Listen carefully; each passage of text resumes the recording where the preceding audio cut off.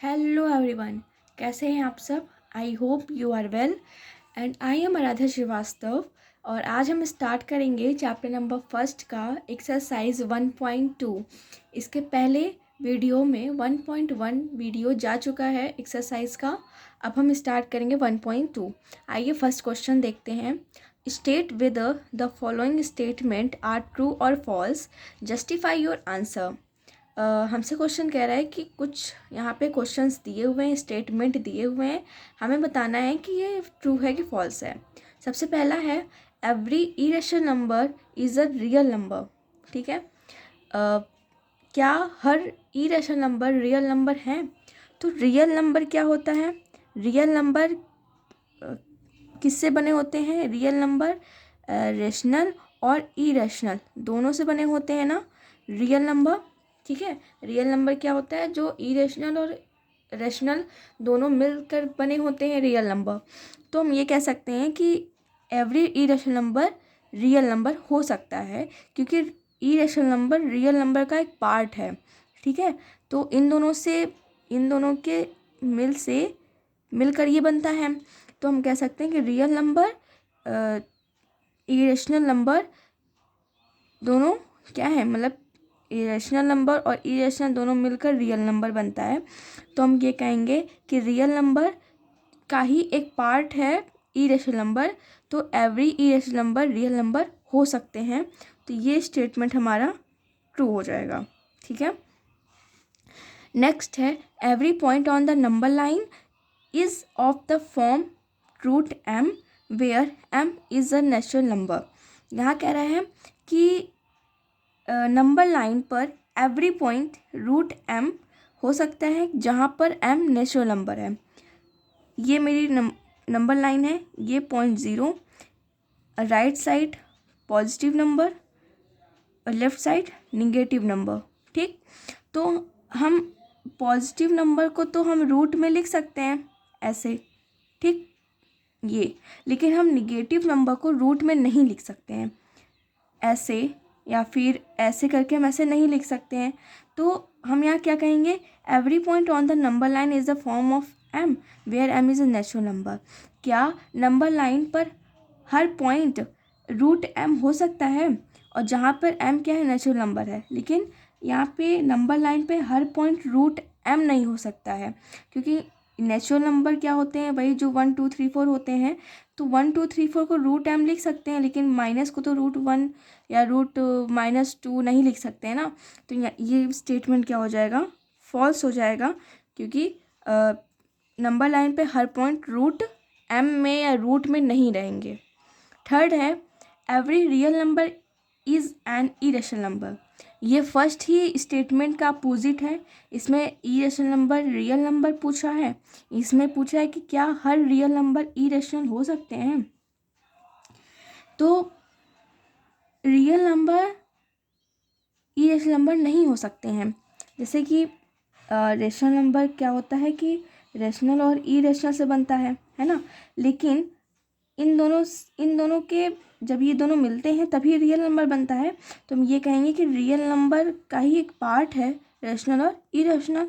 तो इरेशनल तो real number कह सकते हैं, लेकिन क्या हर रियल नंबर इरेशनल होगा? ये नहीं। रियल नंबर मतलब जैसे 2/3 हो गया ये, लेकिन इरेशनल नंबर क्या है? जिसे हम P/Q के फॉर्म में नहीं लिख सकते हैं ना। तो इसीलिए हर रियल नंबर रेशनल नंबर नहीं हो सकता है। तो ये वाला स्टेटमेंट क्या हो जाएगा? फॉल्स। फिर आता है second question, are the square roots of all positive integers? If not, give an example of the square root of a number that is rational number. हमें कह रहा है कि अगर हर पॉजिटिव इंटीजर्स का स्क्वायर रूट निकालें तो क्या वो इरेशनल नंबर होगा? आइए देखते हैं। फॉर एग्ज़ाम्पल, जैसे क्वेश्चन में हमसे कहा कि एग्ज़ाम्पल लीजिए कोई, तो एग्ज़ाम्पल जैसे मान लीजिए हम रूट 2 लेते हैं। ठीक है, तो रूट 2 क्या है? मतलब इसका जब हम स्क्वायर रूट निकालेंगे तो ये पहले तो ये एक इरेशनल नंबर है। ठीक है, रूट 3 हो गया इरेशनल नंबर। अब √2 और √3 हो गया। अब आगे चलते हैं √4। √4 का जब हम रूट निकालेंगे तो ये 2 आएगा, है ना। तो √4 का 2 आ गया, तो ये 2 क्या है, एक रेशनल नंबर है। 2 क्या है, रेशनल नंबर है। तो मतलब इस क्वेश्चन का ये कहना है कि अगर हम कोई भी रूट का जैसे कोई भी रूट में नंबर है और उसका जब हम उसको ओपन करते हैं, मतलब उसका रूट निकालते हैं, तो क्या हर नंबर जो स्क्वायर रूट में जो हर नंबर है उसका रूट निकालने में क्या वो हर नंबर रेशनल होता है या हर नंबर इरेशनल होता है। तो देखिए, सबसे बढ़िया तरीका है कि जो भी परफेक्ट स्क्वायर जिसका निकलेगा वो उसके रेशनल आएंगे, और जो इनपरफेक्ट स्क्वायर होगा उसका रेशनल नहीं आएगा, वो इरेशनल रहेगा।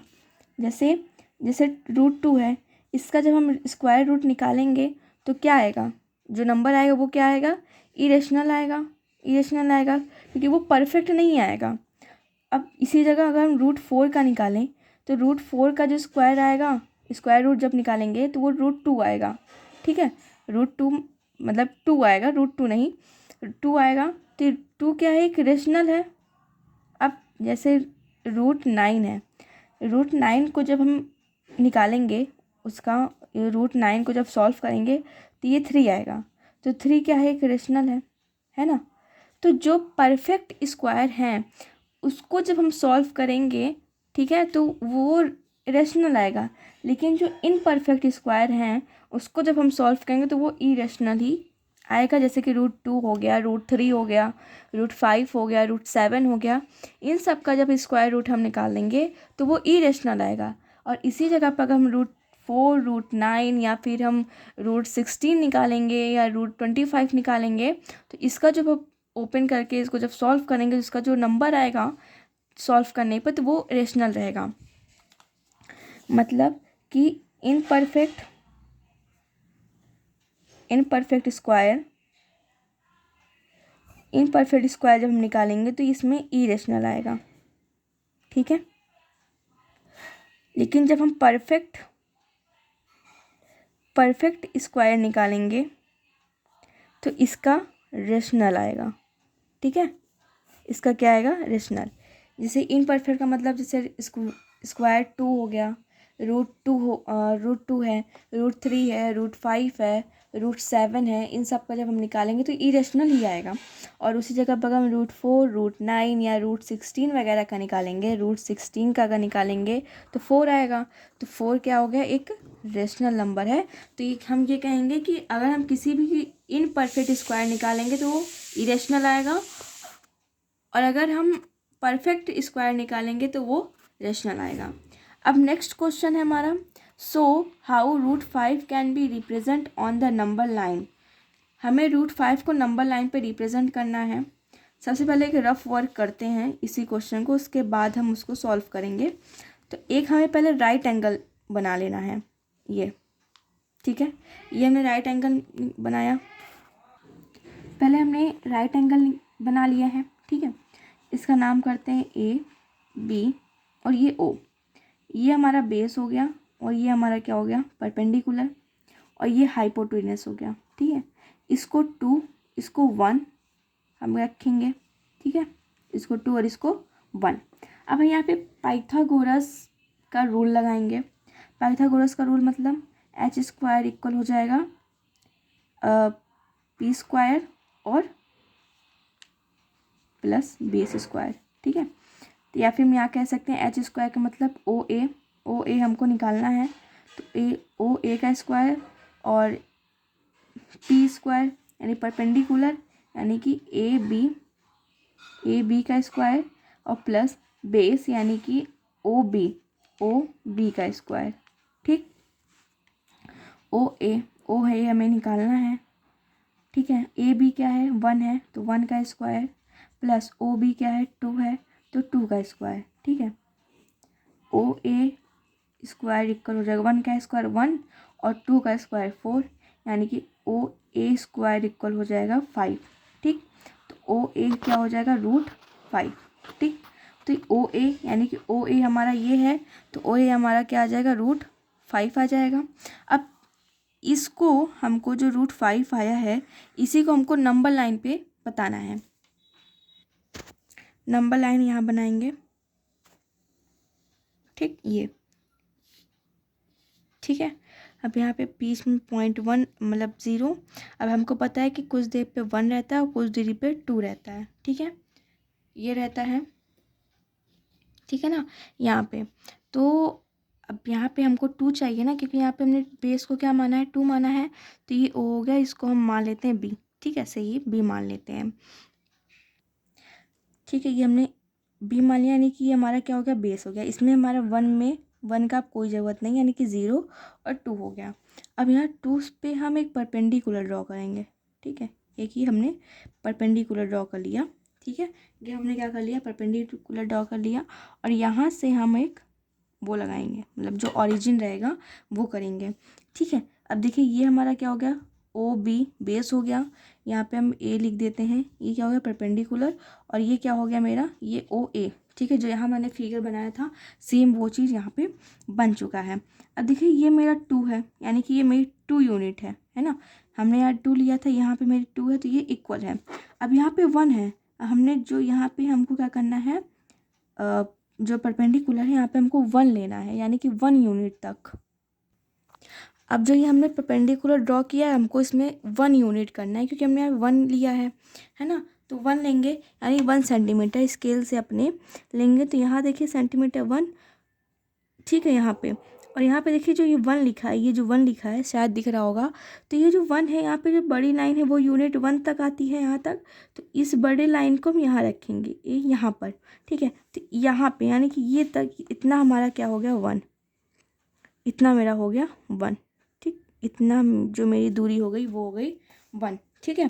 तो ये बेस मेरा 2 हो गया, क्योंकि हमने इसमें पहले ही 2 यूनिट लिया हुआ था, और इतना मेरा 1 हो गया, यानी कि हमको इससे अब कोई मतलब नहीं है। अब हमको किससे मतलब है, ये जो 1 है इतना, ठीक है, इससे हमको कोई मतलब नहीं है। अब हम नीचे 2, ऊपर यहाँ तक 1, ठीक, इतना, ठीक है। अब आप अपने कंपास से, आपके पास कंपास है तो कंपास से क्या करेंगे, यहाँ O ओरिजिन जो बना है यहाँ पर, वहाँ पे अपनी कंपास की जो मेन पॉइंट है इसको यहाँ रखेंगे, और ये जो 1 है, ठीक है, यहाँ हमने मेन पॉइंट रखा ना, और यहाँ पे जो 1 है इसको यहाँ रखेंगे 1 पे, जहाँ पे ये 1 यूनिट हमारी आती है वहाँ पे, और इस 1 पॉइंट यूनिट से हम इस तरह से यहाँ पे ऐसे कर देंगे, ठीक, यहाँ देखिए, यहाँ पे हमने इसको रखा मेन पॉइंट को, ठीक है, जहाँ पे नीडल रहती है, ठीक। अब जहाँ पे जो ये 1 है, ये यहाँ पे जो ये 1 है, यहाँ पे 1 यूनिट लगाया था, वहाँ से ही हमको एक क्या करना है, ऐसे हमको ड्रॉ करना है, ठीक, ये देखिए, है ना, ये हमने क्या किया है, ड्रॉ किया है। अब ये पॉइंट जहाँ पे आएगा वही हमारा क्या हो जाएगा, √5, ठीक। हमको ऐसे ही करना है कि एक नंबर लाइन पे पहले हमको 0 लिखा हमने, फिर 1 लिया, फिर 2 लिया, ठीक है, तो ये क्या होगा, ये 2 यूनिट तक हो गया। अब स्केल से हमको 1 सेंटीमीटर का डिस्टेंस यहाँ परपेंडिकुलर ड्रॉ करना है, और नीचे 2 ऊपर 1, ठीक है, और इसको 1 से और 2 से मिलाना है, जो 1 सेंटीमीटर रहेगा उसी से हमको ये ओरिजिन को मैच करना है। उसके बाद इतना हो गया, 2 1 हो गया, है ना। अब जो इसके बाद अपने कंपास से क्या करना है, कंपास से यहाँ पे उसका मेन पॉइंट रख के, और यहाँ पे जो 1 का जो आएगा वहाँ से इस तरह से हमको एक बार घुमा देना है, और जहाँ पे ये पॉइंट आएगा वही हमारा हो जाएगा √5, ठीक, इस तरह से। उसके बाद जो ये यहाँ पे सॉल्व है उसको हम यहाँ पे सॉल्व कर देंगे। तो ये एक्सरसाइज ख़त्म होती है। अब नेक्स्ट वीडियो में हम एक्सरसाइज 1.3 करेंगे। Thank you.